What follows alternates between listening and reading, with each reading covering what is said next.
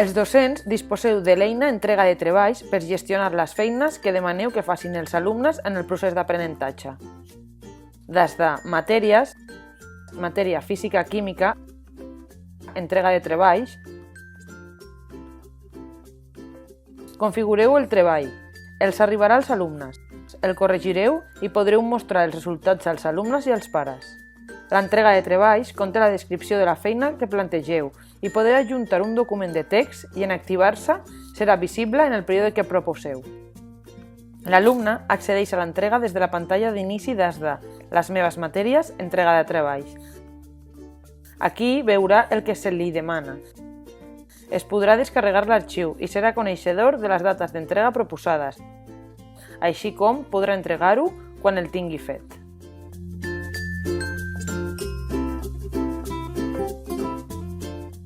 A mida que es vagin entregant treballs, apareixeran el nombre de treballs entre parèntesis i clicant a veure treballs podrem veure en la taula les diferents realitzacions, descarregar els treballs, posar notes, etc.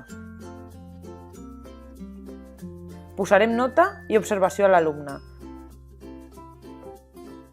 Teniu l'opció que l'alumne us hagi de reentregar el treball.